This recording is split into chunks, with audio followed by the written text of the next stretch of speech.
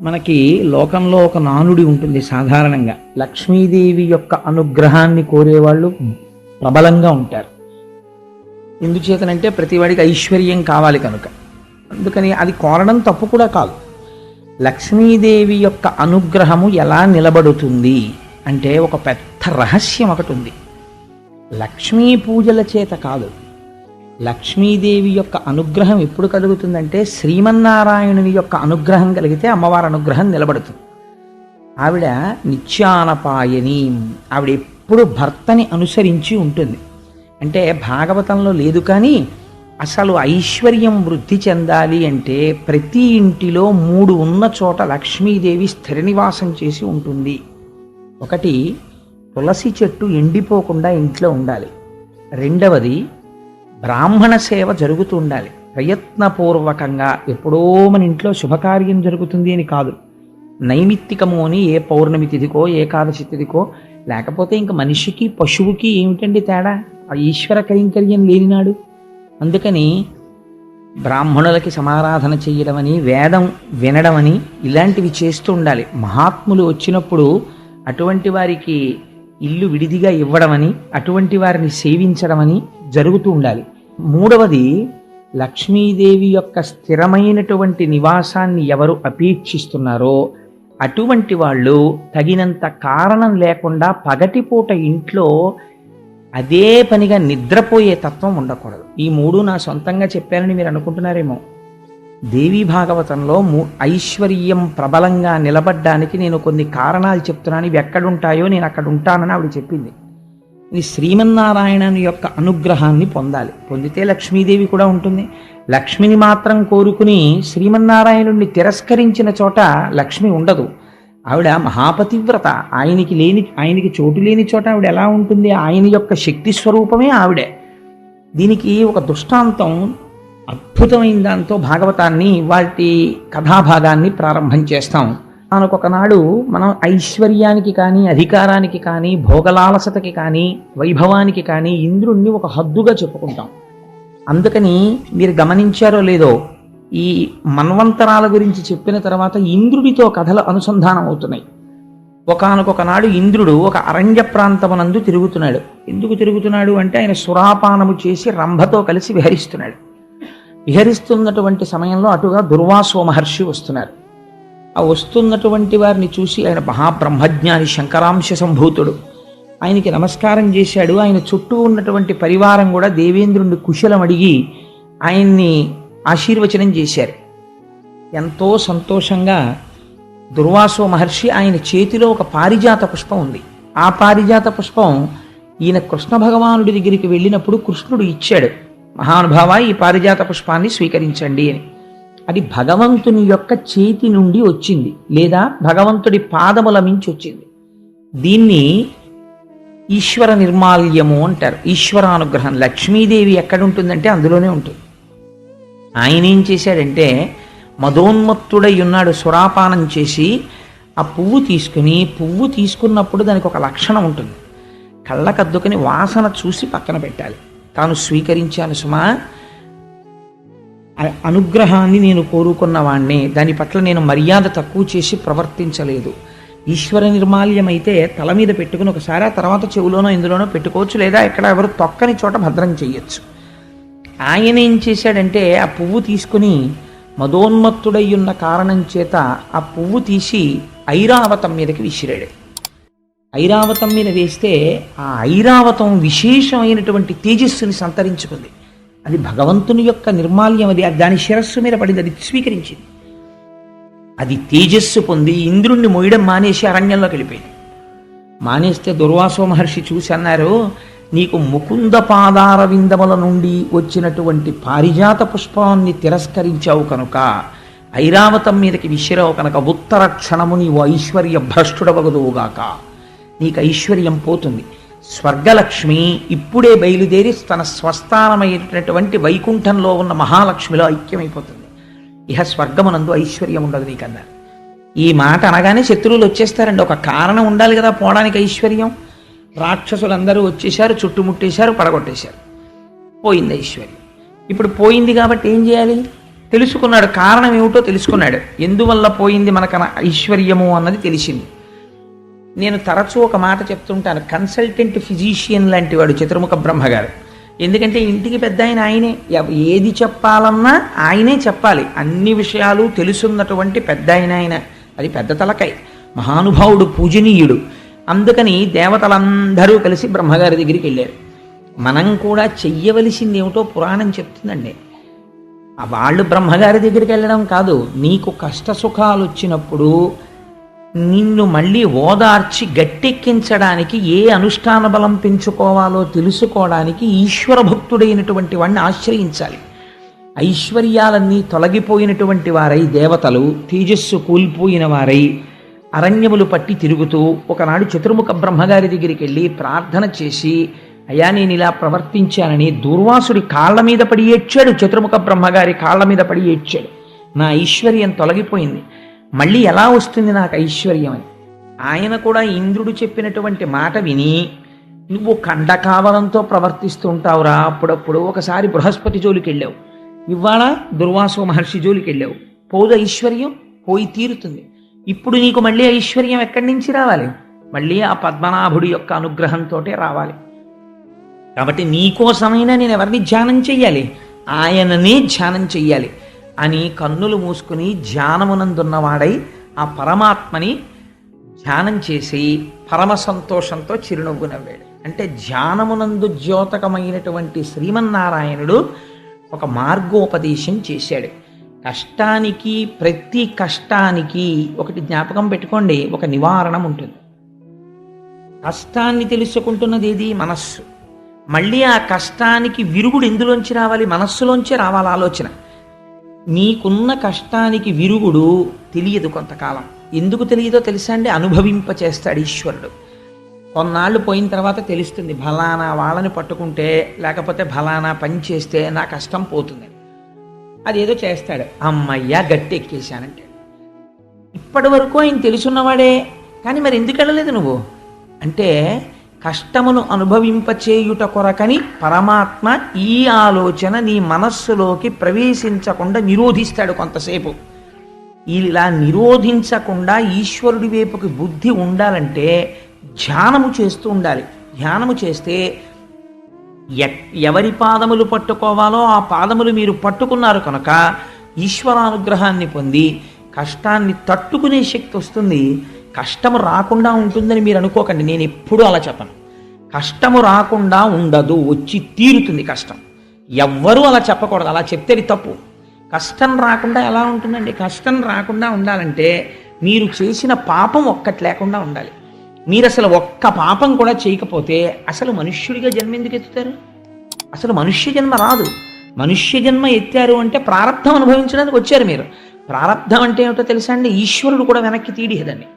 విడిచిపెట్టేసిన బాణం అది. విడిచిపెట్టేసిన బాణాన్ని ఎవరు ఆపుతారు? ఇంకా ఆపలేరు, ఇంకో బాణం వేయకుండా ఆపుతారు.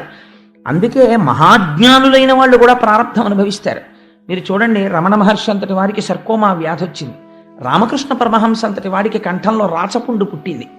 వివేకానందుడంతటి వాడికి భరించలేని అనారోగ్యం వచ్చింది. మహాత్ములైన వాళ్ళకి కూడా అనారోగ్యాలు వచ్చాయి. వాళ్ళ యొక్క ఉపాసనా బలాల చేత వాళ్ళు తట్టుకోగలిగిన వారే. కానీ వారు ఎందుకు అనుభవించారు? అది తెలుసుకున్న నాడు నీకు కష్టాన్ని తట్టుకోగలిగిన శక్తి వస్తుంది. ఈ తట్టుకోగలిగిన శక్తిలోంచి ఈశ్వరుడి పాదముల నుంచి తప్పుకోలేని విస్మృతి కలగని స్థితి కలుగుతుంది. ఆ స్థితి నిన్ను రక్షిస్తుంది తప్ప భగవంతుణ్ణి ప్రార్థన చేయండి మీకు కష్టం రాకుండా ఉండదు అనకూడదు. మరి ఏమండి ఇంకా కష్టం రాకుండా చేసేదానికి మాకు ఎందుకండి పురాణం, మాకు ఎందుకండి భగవంతుడు అని మీరు అడగచ్చు. ఈశ్వరుడికి ఒక శక్తి ఉంది. మీకు నేను ఒక ఉదాహరణ చెప్తాను. మీరు ఒక రాష్ట్రపతిని ఎన్నుకుంటారు.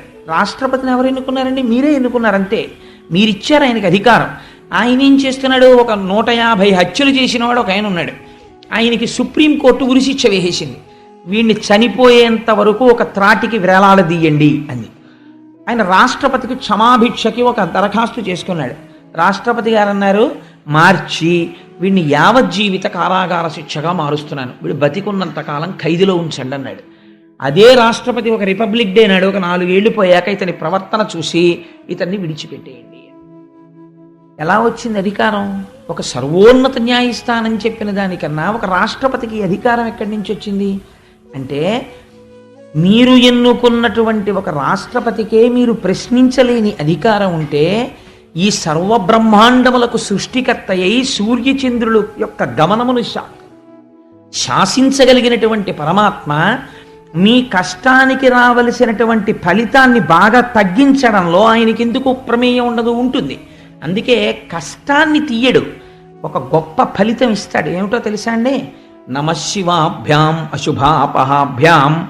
రోజు ప్రార్థనా శ్లోకంలో ఒక మాట చెప్తాం, ఆపదామపహర్తారం దాతారం సర్వసంపదాం. దాకి ఒత్తేస్తుంటారు కొంతమంది, దాతారం అనకూడదు, దాతారం సర్వసంపదాం లోకాభిరామం శ్రీరామం భూయో భూయో నమామ్యహం. అంటే మీకు ఒక భయంకరమైనటువంటి కష్టం రావలసి ఉన్నది, మీకు తెలియదా కష్టం వస్తోందని, మీ వెనకాతలే ఉండి మిమ్మల్ని రక్షించుకుంటాడు. కాబట్టి నీకున్న లౌకికమైనటువంటి జ్ఞానంతో నువ్వు చదువుకున్న ఓ చిన్న డిగ్రీని అడ్డు పెట్టుకుని ఈశ్వరుడి యొక్క శక్తిని ప్రశ్నించే స్థాయికి వెళ్ళకూడదు. అదే దుర్వాసుడు చేసినటువంటి హీనమైన పని. తనకో చిన్న పదవోటు ఉంది కదా అని దానివల్ల వచ్చినటువంటి మదము చేత ఈశ్వరానుగ్రహాన్ని తిరస్కరించుకున్నాడు. ఈశ్వరుని యొక్క పాదముల నుంచి వచ్చినటువంటి పుష్పం అంటే అది అనుగ్రహమే. ఈశ్వరుడికి నివేదన చేసిన ఒక కొబ్బరి చెక్క మీ చేతిలో పెట్టారనుకోండి, అది ప్రసాదం అంటే అనుగ్రహం. వెంటనే గిల్లి ఓ ముక్క నోట్లో వేసుకోవడమే, ఈశ్వర అనే స్వీకరించాను మీ అనుగ్రహాన్ని. ఒక పువ్వు కళ్ళకద్దుకుని తల మీద పెట్టుకోవడమే, అంతే అయిపోయింది. ఈశ్వర నీ అనుగ్రహాన్ని స్వీకరించాను. భావన చేత ఆయన సంతుష్టి పొందుతాడు. మీరు ఎంత దాని గురించి అల్లరి చేశారు కాదు, మీ భావన చాలా అవసరం. ఇక్కడ ఇంద్రుని యొక్క భావన యందు తేడా ఉంది.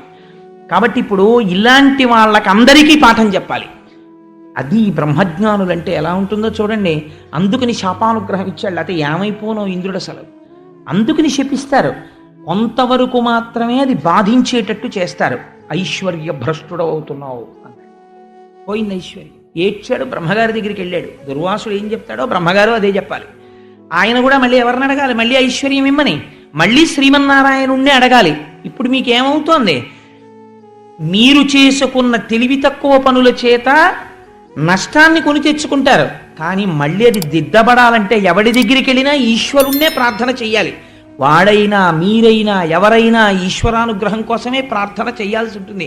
అది ముందే ఎందుకు జాగ్రత్తగా ఉండవు ఈశ్వరుడి విషయంలో? కాబట్టి నువ్వు పోని హితం చెయ్యకపోతే, ఈశ్వరుడి ప్రార్థన చేయకపోతే వదిలిపెట్టేసాయి. లేనిపోని విమర్శలు ఎందుకు, లేనిపోనిటువంటి ఉద్ధతితో కూడిన ప్రవర్తన ఎందుకు ఈశ్వరుడి పట్ల? కాబట్టి పురాణాన్ని పురాణ కథగా తీసుకుంటే దానికి అర్థం ఉండదు. మీ జీవితాన్ని మలుచుకోవడానికి అది ఒక ఆలంబనం కావాలి. కనుక ఇప్పుడు బ్రహ్మగారు అన్నారు, ఈశ్వరుడి గురించి తెలుసున్నవాడు, పరమభక్తుడైన వాడు మాట్లాడవలసిన మాట ఇది. ఎలా మాట్లాడాడో చూడండి బ్రహ్మగారు. ఇప్పుడు నీకు ఐశ్వర్యం పోయింది కదా, నువ్వైనా నేనైనా ఎవరిని అడగాలి మళ్ళీ ఐశ్వర్యం కోసం? శ్రీమన్నారాయణుడిని అడగాలి. మరి శ్రీమన్నారాయణుడి పాదాల మీద ఉన్న పువ్వే కదా విసిరిశావు, మరి మళ్ళీ ఆయన ఎందుకు మాట్లాడతాడు? ఇప్పుడు ఆయన పాదాల మీద పువ్వు విసిరేస్తే దుర్వాసుడికే కోపం వస్తే ఆయనకి కోపం ఇంకా ఎక్కువ ఉండదు? బ్రహ్మగారు అంటున్నారు అలా ఉండదు. ఎంత గొప్ప మాట చూడండి. ఇది ఊరట కల్పించే మాట. అంటే ఆయన కోపం పెట్టేసుకుంటే ఇంకా లోకంలో ఉద్ధరించేవాడు ఎవరండి? వజ్యుండు రక్షణీయుడు, వీడిని రక్షిద్దాం, వీడిని చంపేద్దాం అలా లిస్టులో వేసుకోరు. ఈశ్వరుడు కానీ ఈశ్వరుణ్ణి నమ్మిన వాడికి కానీ ఒక లక్షణం ఉండాలి. ఏమిటో తెలుసా అండి? కోపం ఎంతవరకు పనికి రావాలంటే పొరపాటు చేసిన వాడిని దిద్దేవరికే. ఆయన నేను దిద్దుకున్నాను అన్నాడు అనుకోండి, ఉత్తర క్షణం మీరు ప్రసన్నులు కావాలి, లేకపోతే మీరు ఈశ్వర భక్తుడు అనిపించుకోవడానికి అర్హత లేదు. అయ్యా నాది పొరపాటు అండి నేను దిద్దుకుంటాను అన్నాడు అనుకోండి, మీరు గుండెల్లో పెట్టుకుని ఆదరించాలి ఆయన్ని, తప్పించి ఇంకా మీరు కోపం పెట్టుకోకూడదు, వదిలిపెట్టేయాలి. కుబుసం వదిలినట్టు వదలాలి. యథో రగస్త్వచం జీర్ణాం సవై పురుషముచ్యతే అంటారు సుందరకాండలో. కోపం దేనికి పనికి రావాలంటే మిమ్మల్ని ఆశ్రయించినటువంటి వాళ్ళని లోకాన్ని గాడిలో పెట్టడానికి పనికి రావాలంతే ఆ కోపం. కాబట్టి ఆయనకి శాశ్వత కోపం ఉండదు. నువ్వు తప్పు చేశావు, తెలుసుకున్నావు, వెంటనే దుర్వాసుడి కాళ్ళ మీద పడ్డావు, నా కాళ్ళ మీద పడ్డావు. కాబట్టి ఇప్పుడు నువ్వు నా కాళ్ళ మీద దుర్వాసుడి కాళ్ళ మీద పడితే సంతోషిస్తున్నవాడు ఎవరో తెలుసా? దూర్వాసుడు అంటుంటారు కాదు, దుర్వాసుడు. అదేమిటో నేను మీకు అంబరీషోపాఖ్యానంలో చెప్తాను. అందుకని ఆయన సంతోషిస్తున్నవాడు, ఆయనకి ఇంకా పర్మనెంట్గా వీడికి శిక్ష చేసేద్దాం, పర్మనెంట్గా రక్షించేద్దాం అని 2 లిస్టులు ఆయన రాయడలాగా. ఆయనకి అలా ఉండదు. తప్పు చేస్తే తనకి ఎంత దగ్గరవాడైనా శిక్షిస్తాడు. ఇదే దుర్వాసుణ్ణి అంబరీషోపాఖ్యానంలో శిక్షించాడు. అది విచిత్రం. ఇక్కడ దుర్వాసుడి మాటని లెక్క పెట్టి ఇంద్రుణ్ణి శిక్షిస్తాడు. ఇది బ్రహ్మగారు ముందే నవ్వి చెప్పేస్తున్నాడు. ఎంత గొప్ప విషయమో చూడండి. ఇది తెలుసుకున్నవాడు భగవద్భక్తుడంటే, ఇది బ్రహ్మగారంటే, చిత్రముఖ బ్రహ్మగారి స్థానానికి ఉన్న గొప్పతనం ఇది పురాణంలో. అందుకని ఆయన నవ్వి అంటున్నాడు, ఆయన శాశ్వతంగా ఎవరి పట్ల శత్రువు కాడు, శాశ్వత మిత్రుడు కాదు. జ్ఞాపకం పెట్టుకోండి. మీ నడువడిని బట్టి ఆయన మిత్రత్వము కానీ శత్రుత్వము కానీ ఆవిష్కరింపబడుతుంది. మీరు ఆయన పట్ల మర్యాదగా ఉంటే ఆయన చాలా అనుగ్రహంతో ఉంటాడు. ఆయన పట్ల మర్యాదకి మీరు ఏమీ చెయ్యక్కర్లేదు. ఈశ్వరుడు ఉన్నాడని అంగీకరించి నమస్కరిస్తే చాలు. మీ లేనిపోని మేధస్సు అంతా పెట్టేసి ఈశ్వరుడు యొక్క అస్తిత్వాన్ని ప్రశ్న చేసేటటువంటి స్థితికి ఎదగకూడదు. అటువంటి ఉద్ధతితో కూడిన పనులు చేస్తే ప్రమాదాలు వస్తాయి. కాబట్టి ఏమైంది, అలాంటి వాడు ఎవడున్నాడో వాణ్ణి మనం ప్రార్థన చేయాలి నాయన. ఇప్పుడు మొదల జలమిడిన భూజము తుదిని నడుమను చల్లదనము దొరకును మట్కిన్ మొదలను హరికిని మ్రొక్కిన ముదమందును ఎల్ల వేల్పు మూకలు నేను. ఎంత చిత్రమైన మాట చెప్తున్నాడో చూడండి. ఇది బ్రహ్మగారి మాట అంటే, ఇది మా స్వామి అంటే, చతుర్ముఖ బ్రహ్మ అంటే. అందుకే సరస్వతీపతి అయ్యాడు మహానుభావుడు. ఓయ్ ఇంద్ర, నేను కానీ దుర్వాసుడు కానీ సమస్త దేవతలు కానీ ఎప్పుడు సంతోషిస్తారో తెలుసా?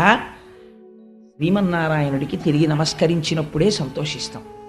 మాకు నమస్కరించి శ్రీమన్నారాయణ అనుగ్రహాన్ని పొందడం కాదు, శ్రీమన్నారాయణునికి నమస్కరిస్తే మేమందరం నీకు వాప్తులవుతాం. ఎలాగంటే, చెట్టు యొక్క నీడ కావలసిన వాడు నీడనిచ్చే కొమ్మలకి నీళ్లు పోస్తాను, నేను మొదలకి నీళ్లు పొయ్యనంటే కొమ్మలు నీడనిస్తాయా? మొదలకి నీళ్లు పోయినప్పుడు మాడిపోతాయి. చెట్టు మొదల్లో నీళ్లు పోసిన వాడికి మొదట్లో నీళ్లు పోసావు, మేమెందుకు నీడనిస్తాం, ఆ మొదల దగ్గరే కూర్చో అని కొమ్మలంటాయా? పళ్ళిస్తాయి, నీడిస్తాయి, అన్నీ ఇస్తాయి. అలా అన్నిటికీ మూలమైన వాడెవడో వాడి పాదాలు పట్టుకోవయా. వాడు శ్రీమన్నారాయణుడు. వాడికి కోపం ఉండదు, వాడికి ద్వేషం ఉండదు. అటువంటి వాడిని ప్రార్థన చేద్దాం. ఇదండి భావన అంటే.